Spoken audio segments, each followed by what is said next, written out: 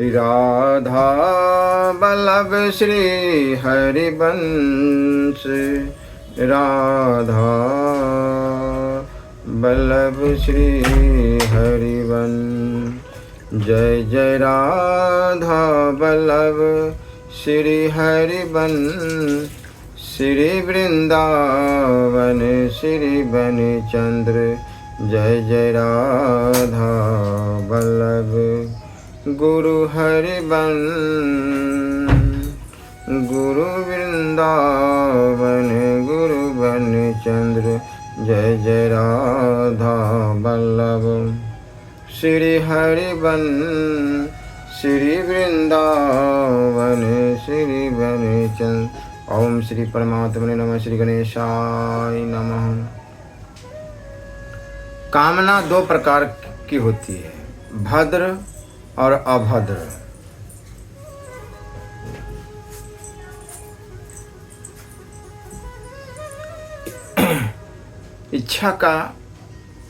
इच्छा के तनु अर्थात देह दो प्रकार की है।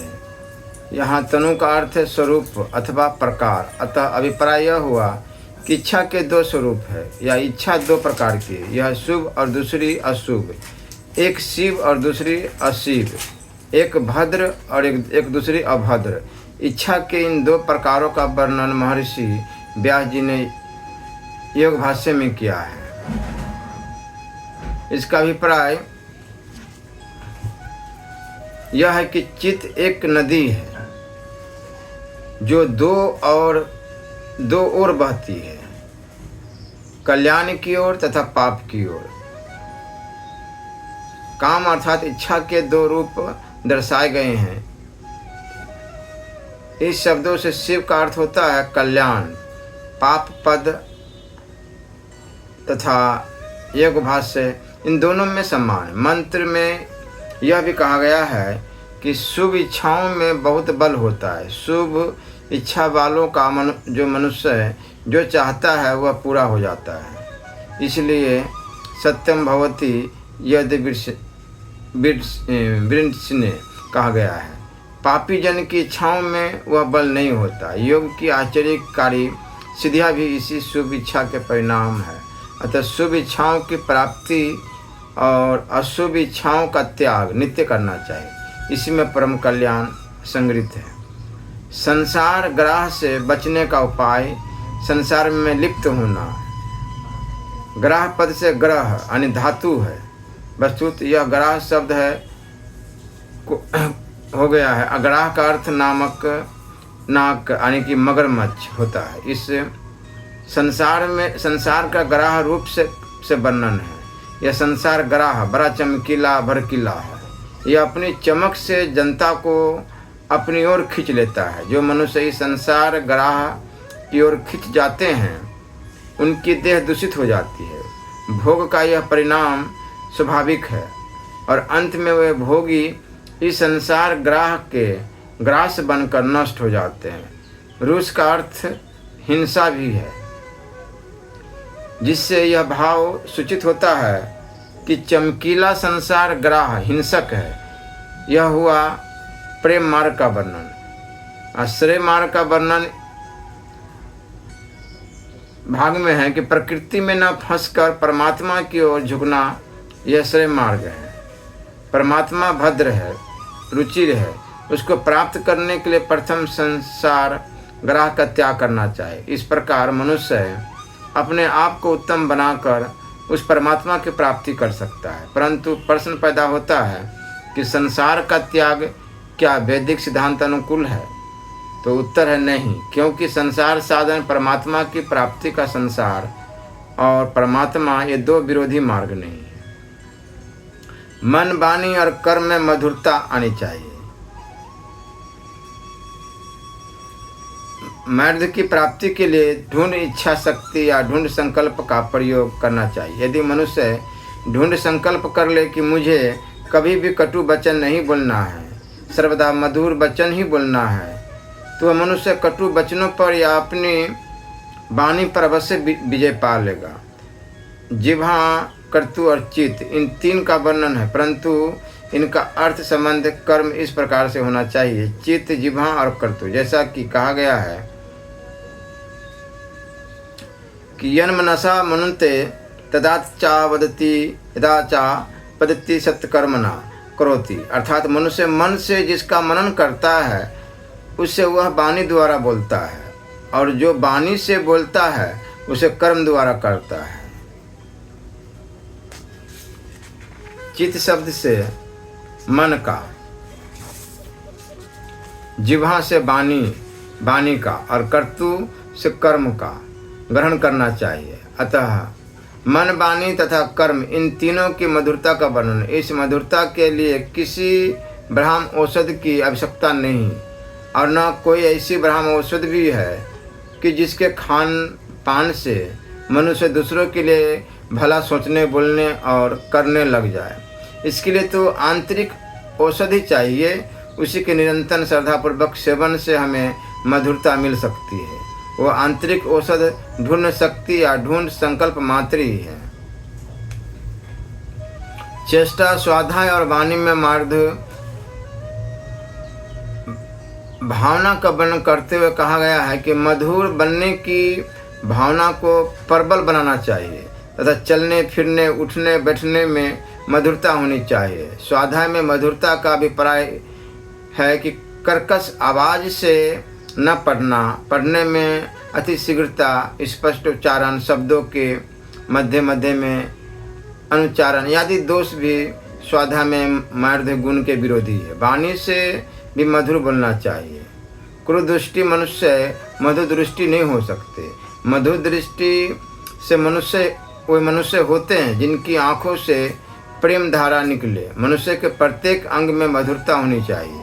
इसे अपने आप को मधुर रूप बनाना चाहिए। मधु जिस प्रकार मीठा होता है उसी प्रकार व्यवहार में जिसके सारे अंग दूसरों के लिए मधुर है वह मधुर रूप कहलाता है।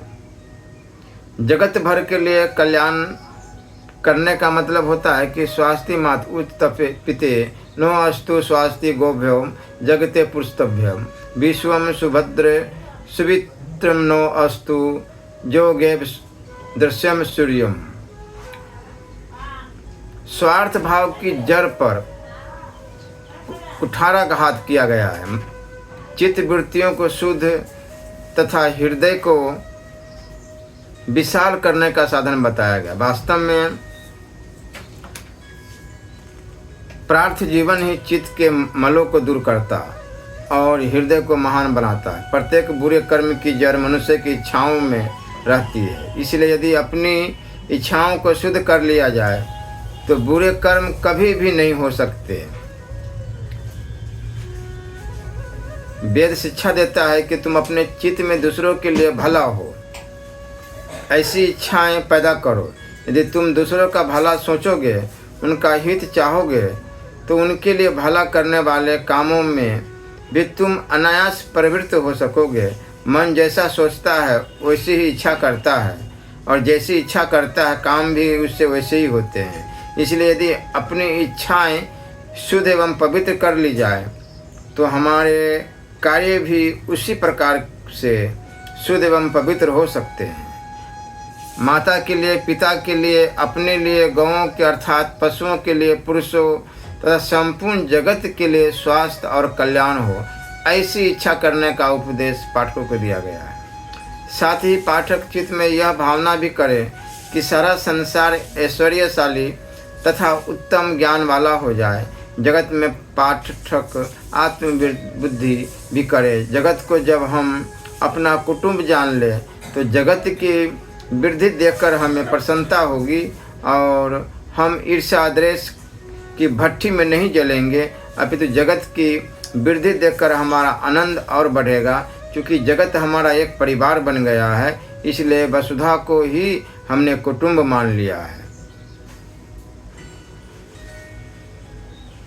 दीर्घाश्व और इंद्रिय शक्ति को चिर स्थिरता के लिए प्रार्थना है।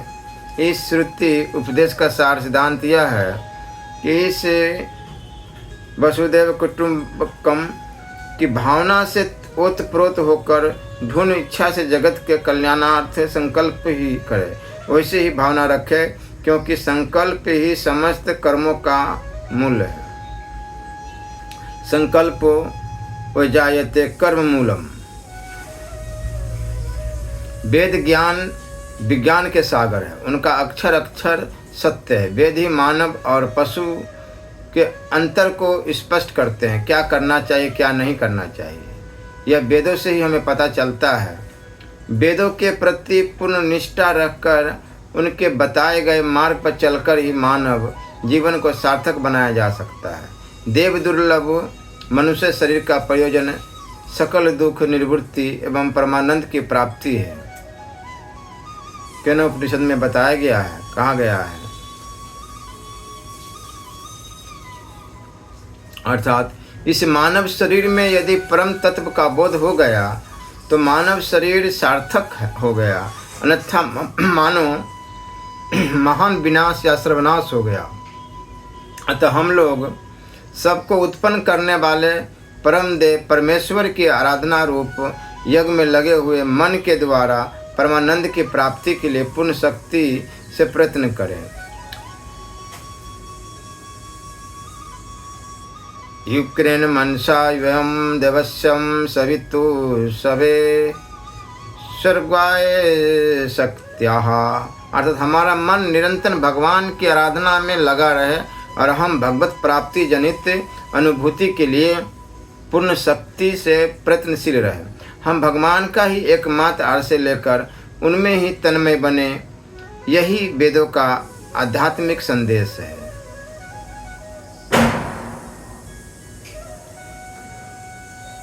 मां चिंदित्यम भीम संस्तः सखायो मारिष्यन्ति इंद्रिमिति स्तोता विष्ण सचासुते मुहुरुक्थहं च संसुप्तः।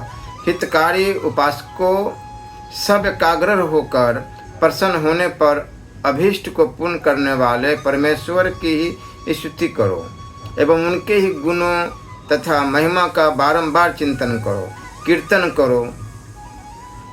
परमात्मा के अतिरिक्त अन्य किसी की भी उपासना न करो। आत्मश्रेष्ठ का नाश न करो। वैदिक संस्कृति की मूल भित्ति त्याग और तपस्या पर आधारित है। वह नर को नारायण बनाती है, नर को नारायण बना देती है। मैं परिपूर्ण हूँ, मैं अखंड हूँ, मेरी आत्मा अखंड है, चक्षु शक्ति अखंड है, श्री शक्ति अखंड है, मेरे प्राण विश्वात्मा के प्राण से संयुक्त है, मेरे शाश्वत इच्छा मेरे प्राण भी विश्व पुरुष के श्वास प्रवास से संबंध है, मेरी आत्मा विश्वात्मा से विभक्त नहीं है, मेरी संपूर्ण सत्ता उससे अभिभिन्न एवं अखंड है। आत्म विकास के लिए भगवान की कृपा को साध्य एवं साधन मानकर उससे ही पथ प्रदर्शन आत्म बलदायक एवं प्रेरणादायी स्तोत्र मानते हुए वेद प्रार्थना करते हैं कि विश्वरूप प्रभु आपसे भिन्न अन्य कोई सुखदाता नहीं है, फिर हम अनन्य क्यों भटके। हे सुख स्वरूप सत्य, आप ही सब सुखों के मूल स्तोत्र हैं। हमें वही सुख चाहिए जो साक्षात आपसे प्राप्त हुआ हो, उसी सुख से हमारा चित्त तुष्ट हो। वेद चाहते हैं कि व्यक्ति के चित्त वृत्ति रूप राज्य में प्रतिपल पवित्र वर्ण एवं उर्वरक विचार सरिता बहती रहे, जिससे अंतःकरण देवी संपदाओं का केंद्र बने। सच्चिदानंद रूप परमात्मन आपके प्रेरणादायी विशुद्ध तेज स्वरूप भूत दिव्य स्वरूप रूप का हम अपने हृदय में नित्य ध्यान करते हैं। उससे हमारी बुद्धि निरंतर प्रेरित होती रहे। आप हमारी बुद्धि को अपमार्ग से रोककर तेजोमय शुभ मार्ग की ओर प्रेरित करें। उस प्रकाश में पथ का अनुसरण कर हम आपकी ही उपासना करें एवं आपको ही प्राप्त हो। हमारी इस प्रार्थना को आप पूर्ण करें, क्योंकि आप ही पूर्ण काम है, सर्वज्ञ है एवं परम शरण्य और वैरण्यम है। वेदों की भावना है कि हम अनन्य एकाग्रता से उपासना से ईश्वर को प्रसन्न करें और वह हमारे योग क्षमादि को सर्वदा संपन्न करें। इसलिए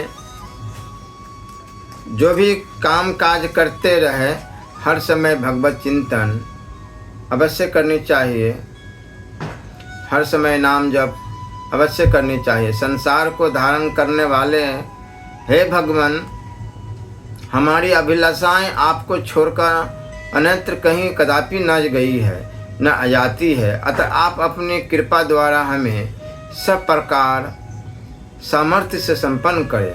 बस केवल भगवान से ही प्रार्थना करनी चाहिए। ज्ञान की प्रकाष्ठा पर भक्ति का उदय होकर भक्ति के द्वारा परिपूर्ण होने से वृत्ति में मुक्ति की वासना भी नहीं उठती, ऐसा जीवन है, वैदिक संस्कृति का आदर्श है।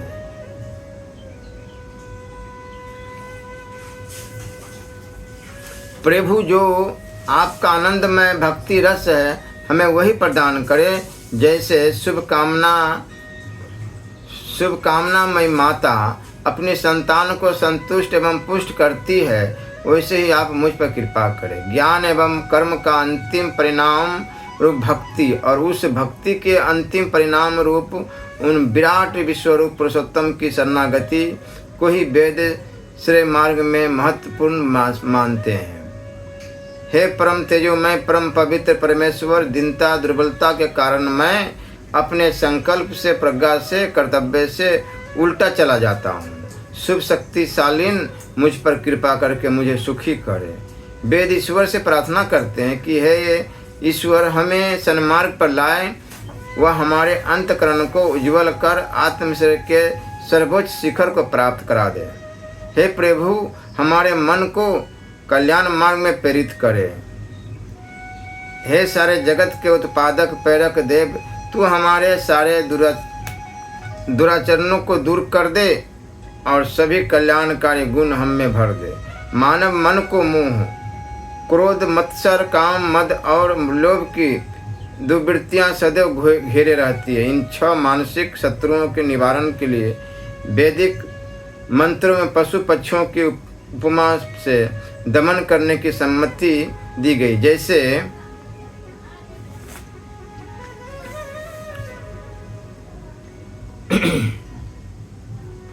उल्लू की यातु अन्य अंधकार प्रिय प्रकाश के शत्रु उल्लू की वृत्ति है। उल्लू को दिन में नहीं दिखाई देती, रात में ही उसे सूझती है।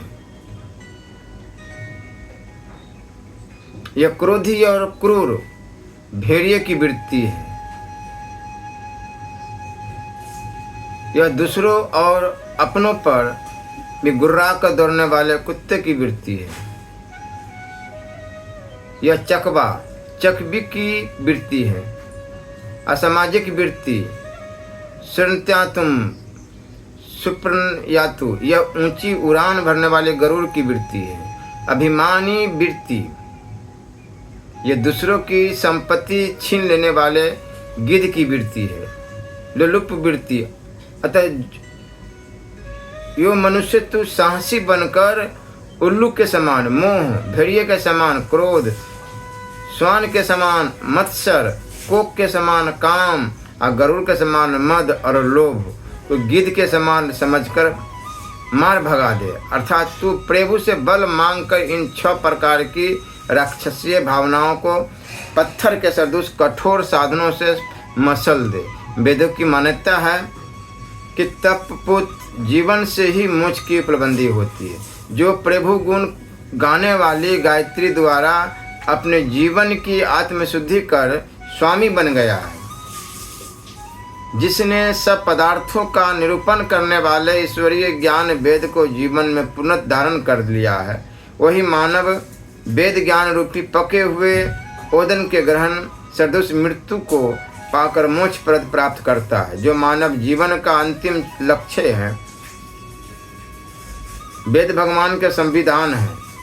इनमें ऐसे अनेक मंत्र है जिनसे शिक्षा प्राप्त कर मनुष्य अध्यात्म के सर्वोच्च शिखर पर पहुंच सकता है। जैसे सत्य के मार्ग पर चलो, ओम कर तो स्मर किल्बेसा स्मर कृति स्मर, यज्ञादि कर्मों को स्मरण रखो, अपनी सामर्थ्य एवं दूसरे के उपकार को स्मरण रखो। वेदों में इस लोक को सुख में तथा परलोक को कल्याण में बनाने की दृष्टि से मनुष्य मात्र के लिए आचार विचारों के पालन का विधान तो किया ही गया है, साथ ही आध्यात्मिक साधना में बाधक अनेक निंदित कर्मों से दूर रहने का निर्देश भी दिया गया है। जैसे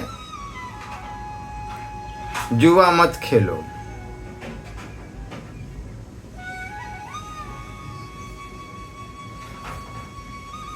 पराय धन का लालच न करो, मनुष्य और पशुओं को मन कर्म एवं वाणी से कष्ट न दो।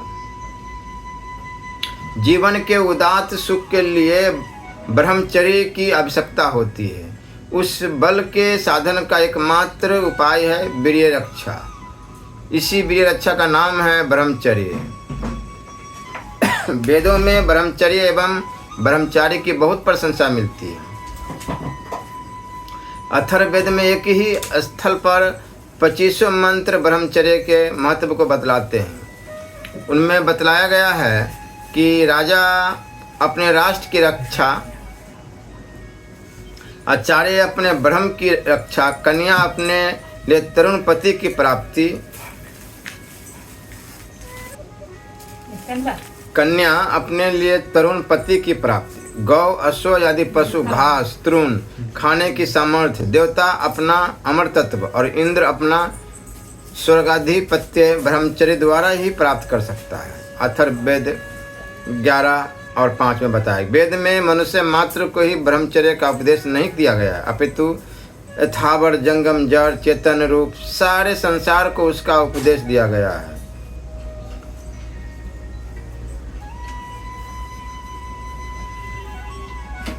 पशु पक्षी आदि सभी अब तक वेदाज्ञा के नियमानुसार चलते हैं, परंतु मनुष्य उनसे बुद्धि में विशिष्य प्राप्त करके भी इस वेदोल्लिखित आवश्यक कर्तव्य की अवहेलना करता है। इसी अवहेलना के फलस्वरूप आज समस्त देश में दुख दरिद्र की पताका फहरा रही है, और इस पताका को ध्वंस करने के लिए देश विदेश के विज्ञान एवं संतति शास्त्र के विशेषज्ञ संतति निग्रह की आवाज़ उठा रहे हैं तथा उसके लिए अवैध उपायों का भी निर्देश करते हैं। यदि अभी मनुष्य समाज अपने नियम ब्रह्मचर्य पर अटल हो जाए तो उसका परम कल्याण हो सकता है। सतपथ गोपथ यदि ब्राह्मणों में तो यह बतलाया गया है कि ब्रह्मचारी के ऊपर मृत्यु भी अपना असर नहीं कर सकती। यथा परमेष्टि प्रजापति ब्रह्म ने संपूर्ण संसार को मृत्यु के अधिकार में कर दिया, परंतु ब्रह्मचारी को उसके अधिकार में नहीं किया। ऋग्वेद ने ब्रह्मचारी को देवताओं का एक अंग बतलाया है और प्रशंसा में वैदिक साहित्य की प्रसिद्ध गुरु सोम कलह की घटना में ब्रह्मचारी को प्रधान सहायक बतलाया है। ब्रह्मचारी चरित्र विविशृति सब देवाना। समाज में रहने वाला ब्रह्मचारी देवताओं का एक अंग होता है। इस ब्रह्मचारी के द्वारा ही बृहस्पति ने सोम से हरण की हुई अपनी स्त्री को प्राप्त किया। कठोपनिषद में वाजसर्वा के पुत्र नचिकेता को यमदेव ने ब्रह्म विद्या के परिज्ञान में कठिनता बतलाते हुए अनेक प्रलोभन दिया। यहाँ तक कि हे नचिकेता, जो पदार्थ पृथ्वी में नहीं मिल सकते हैं उन सब पदार्थों को तुम निसंकोच इच्छानुसार मांगो। मेरे द्वारा प्रदत्त सुंदर रथ और गाजे बाजों से युक्त मनुष्य के लिए दुष्प्राय इन कमनीय दिव्य अप्सराओं से अपनी सेवा कराओ। सर्वलोकाधिपति यमराज के इतने प्रलोभन देने पर भी अपने विचारों में अटल वीर धीर नचिकेता का मन जरा भी विचलित नहीं हुआ। उसने झट से उत्तर दिया है कि हे यमदेव, सांसारिक पदार्थ नश्वर है और भोग के साधन संपूर्ण इंद्रियों के वास्तविक बल को हर लेते हैं। प्राणी मात्र का जीवन भी परिमित है। भोग के साधनों से भोग तृष्णा शांत नहीं होती है। इसलिए थोड़े से जीवन के लिए इन नश्वर अशांतिप्रद नृत्य गीत रत अप्सरादियों को रहने दे, आपके दर्शन से हमें सब कुछ मिल गया। इस तरह यमराज द्वारा दिए गए प्रलोभनों को भी नचिकेता ने दूषित बतलाकर ठुकरा दिया। इस नचिकेता के आदर्श उपदेश से सच्चे सुख और सच्ची शांति के पुजारियों को ब्रह्मचर्य का आश्रय लेना आवश्यक है। ब्रह्मचर्य के लिए आहार, कर्म, खान पान का भी विचार करना परमावश्यक है। प्राणी मात्र के लिए जिस प्रकार सात्विक जीवन उपयोगी है, उसी प्रकार सात्विक भोजन भी लाभप्रद है, जिसका स्वरूप सूत्र रूप से भगवान श्री कृष्ण ने गीता 17वें अध्याय 8वां श्लोक में कहा है कि प्रधानतया घी दूध ही सात्विक पदार्थ है। यज्ञों में भी भगवती श्रुति ने घृत प्रधान द्रव्य को सात्विक आहार मानकर उसे खाने का उपदेश दिया है। घृत अमृत है, घृत खाना यानी अमृत को पीना है। आज ये वैदिक विधि से संस्कृत घृत देवताओं को प्रिय, घृत मनुष्य को प्रिय है। तुम अपने शरीर को घृत से बढ़ाओ। दूध में वीर्य, चरम धातु संचित है, इसलिए हम लोग सदा सर्वदा दूध को प्राप्त करते रहे।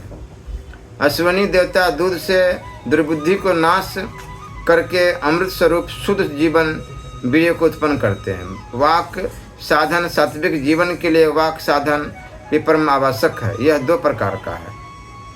स्वाक साधन, अपनी वाणी को सदा शुद्ध लोकप्रिय रखना। विधान मनुष्य चलनी से छाने गए सत्तू की तरह मन से विचार कर वाणी का प्रयोग करते हैं। जिस वाणी के बल से अमित्र भी मित्र होते हैं और उनकी वाणी में भद्रा कल्याण करने वाली लक्ष्मी सदा सन्निहित रहती है। परवाक साधन, दूसरे की वाणी को अपने अनुकूल करना। 4 पासों को हाथ में रखने वाले जुआरी से लोग जैसे डरते हैं, उसी प्रकार अपनी निंदा से सर्वदा डरता रहे, कभी भी निंदा की चाह न करे। सात्विक जीवन के लिए मन द्वारा ब्रह्मचर्य, कर्म, आहार और वचन आदि अनेक साधनों के उपायों का दिग्दर्शन मात्र कराया गया। आशा है आप लोग अवश्य इस बात को समझेंगे।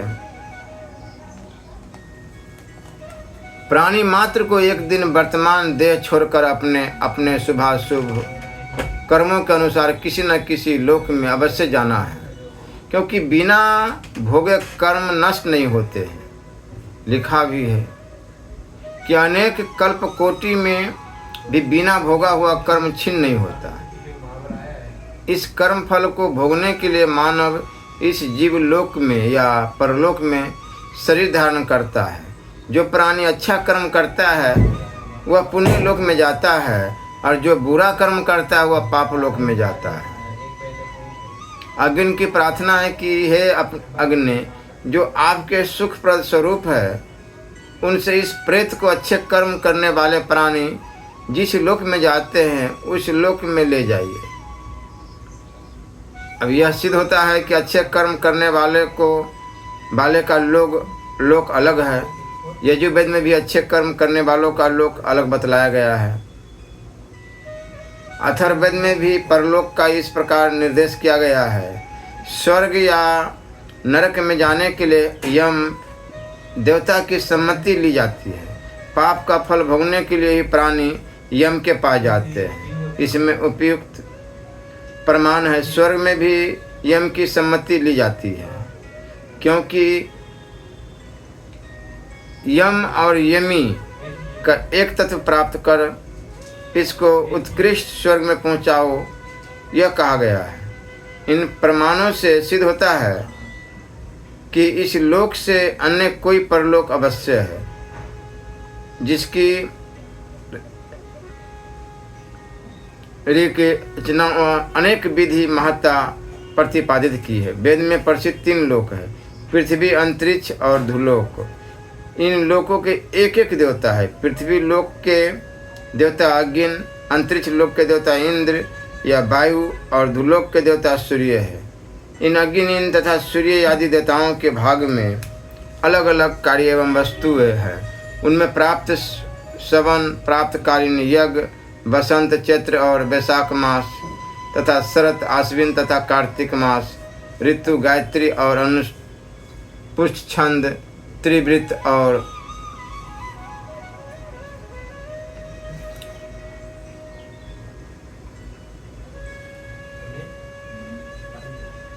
इसलिए हर समय धर्म का ही आश्रय लेना चाहिए। हर समय नाम जप करते रहना चाहिए।